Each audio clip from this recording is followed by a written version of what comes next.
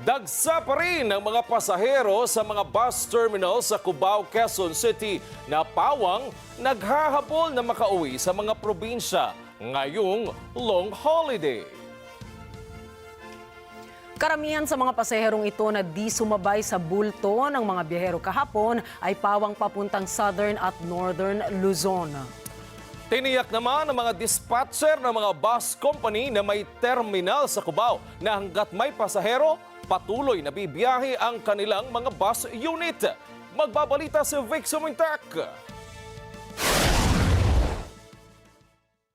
Ngayong Huwebes ay dagsa pa rin ng mga pasahero na naghahabol ng biyahe pauwing probinsya para makapagbakasyon dahil sa long weekend. Ayon sa mga dispatcher ng mga bus company na may terminal sa Cubao, Quezon City, hanggat may pasahero ay mayroong available na bus unit na bibiyahe. Hanggang mamayang hapon, marami pa pong mga parating na pasahero, pero marami pa rin po kaming parating na bus. Wala po tayong reservation sa terminal na ito, sa biyahe po namin. First come, first serve po tayo. Pero ginagarantiya ko po makakasakay naman po lahat. Ayon sa mga pasaherong nakapanayam ng Net25 News Team, hindi sila sumabay sa bulto ng mga pasahero na dumagsa sa mga bus terminal simula kahapon. Naluwag-luwag naman. Karamihan sa mga naghahabol na pasahero sa pagbabakasyon ay papuntang Southern Luzon at Northern Luzon.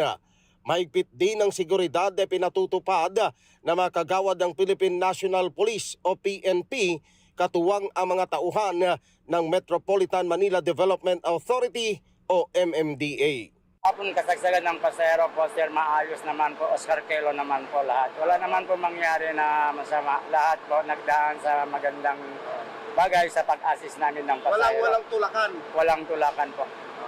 Priority po ang ginagawa namin yung mga tatlong bagay, katulad ng mga senior o buntis o mga kapansanan po. Vic Sumintak para sa mata ng Agila, matatag, matapang, matapat.